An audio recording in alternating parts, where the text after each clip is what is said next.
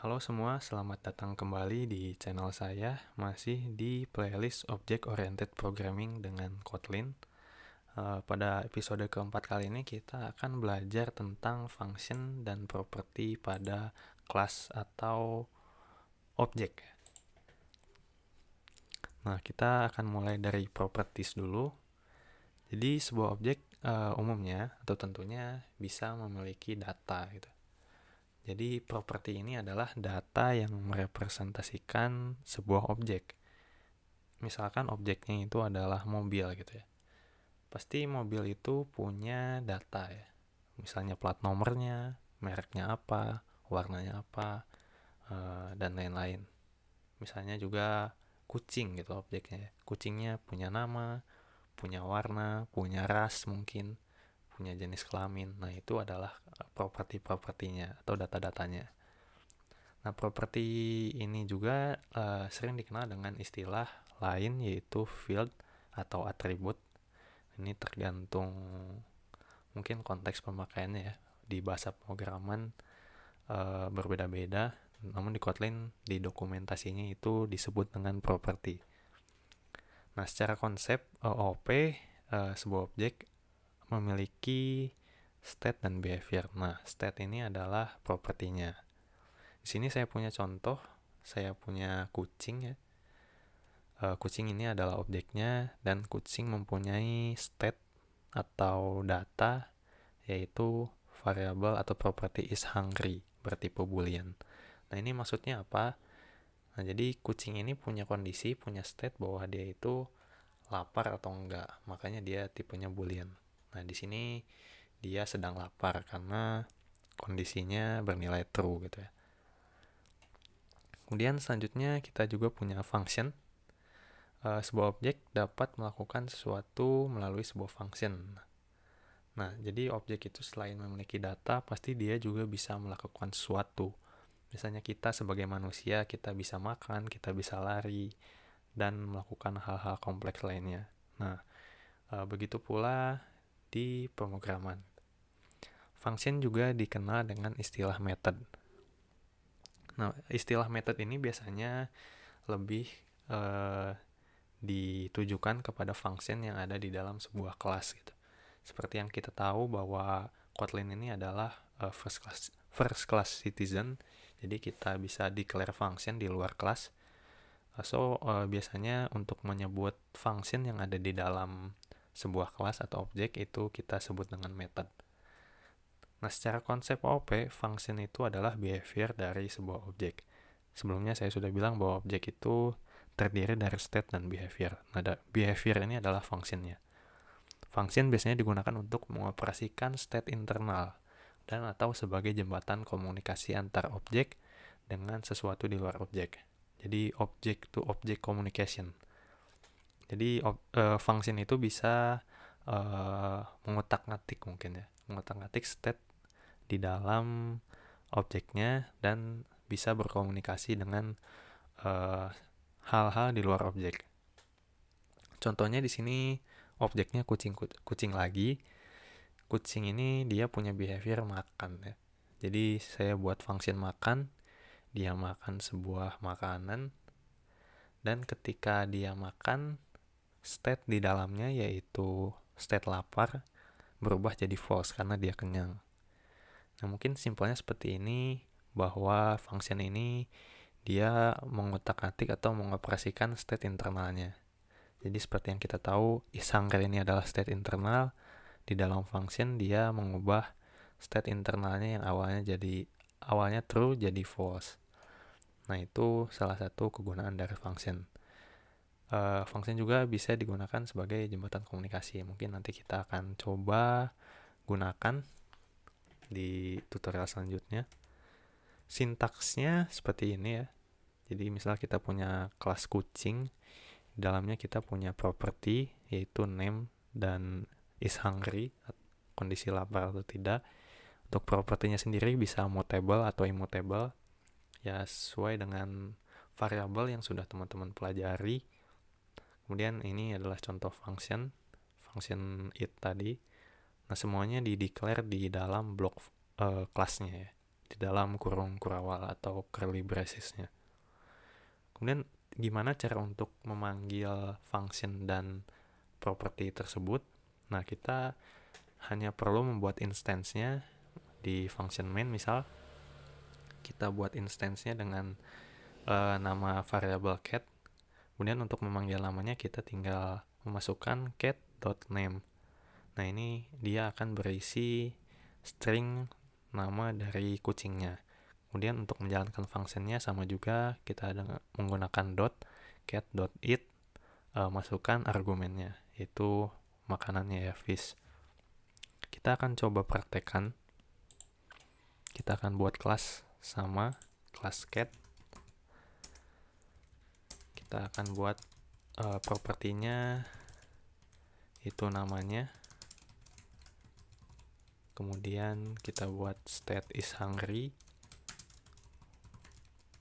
boolean true, jadi defaultnya dia lapar. Kemudian kita buat function eat. Untuk tipe makanannya kita string aja biar nggak ribet. Food. Kemudian di dalamnya kita tunjukkan bahwa namanya, kita panggil namanya sedang memakan food.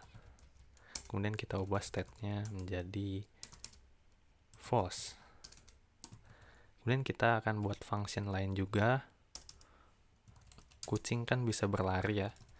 Jadi saya akan buat function lari.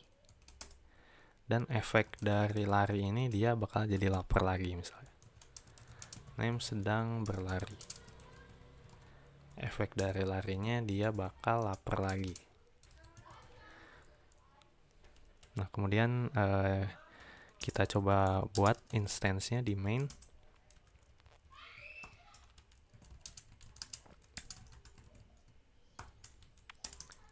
Nah, kemudian kita cek dulu kondisi awalnya ya. Apakah dia lapar atau enggak. Kita gunakan string template cat.is hungry. Kemudian setelah kita cek, kita jalankan function eat ya. Dia makan ikan misal. Kemudian kita cek lagi state-nya. Kita copy aja deh biar cepet. Kemudian setelah kita cek, kita biarkan kucingnya berlari. Kemudian setelah lari kita cek lagi. Nah, kemudian kita coba jalankan untuk melihat bagaimana hasilnya, apakah sesuai ekspektasi. Harusnya kan dia awalnya lapar ya. Lapar, kemudian dikasih makan, terus dia jadi nggak lapar lagi. Ketika dia lari, dia lapar lagi. Nah, kita cek. Nah, awalnya dia lapar, benar. Kemudian dia makan ikan, jadi nggak lapar lagi. Kemudian dia berlari, jadi lapar lagi. Nah, mungkin sederhananya seperti itu ya. Bagaimana state dan behavior ini saling terkait. Kemudian ada kelanjutannya. Ada namanya itu konsep overloading. Jadi kita dapat membuat function dengan nama yang sama di dalam sebuah kelas. Nah, kalau teman-teman pernah coba, kita nggak bisa membuat nama variabel atau nama property atau function itu sama. Itu nggak bisa, nggak diperbolehkan. Ya karena cuma itu hal yang unik gitu kan. Nah, tapi ada caranya. Untuk dapat melakukan ini, kita wajib membedakan parameter dari masing-masing function.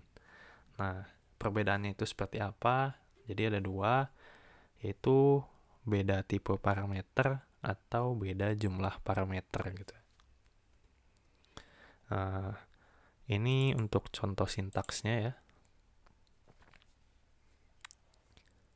Nah, misal di sini saya punya 3 buah function dengan nama yang sama, tapi tidak terjadi error. Yang pertama dengan tipe datanya food, yang kedua tipenya medicine, yang ketiga dia berbeda jumlah tipe datanya ya. Jumlah parameter maksudnya. Jadi yang ini satu, yang ini nggak ada. Nah, itu kan beda jumlah kan. Sementara yang pertama dan yang kedua ini dia beda tipe. Nah, bagaimana IDE ini bereaksi terhadap overloading ini? Nah, kalau kita lihat di autocomplete-nya, ketika kita ingin memanggil function ya, nah nanti kita akan diberikan opsi. Kita mau manggil function yang mana nih? Apakah yang nggak ada parameternya, apakah yang parameternya food, atau parameternya yang medicine. Nah, ini adalah konsep overloading namanya. Kita akan coba contohkan mungkin ya. Kita akan coba contohkan pada run.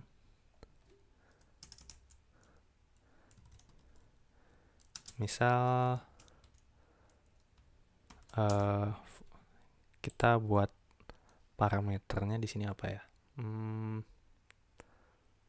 Mungkin teman ya. Atau apa yang dikejar mungkin.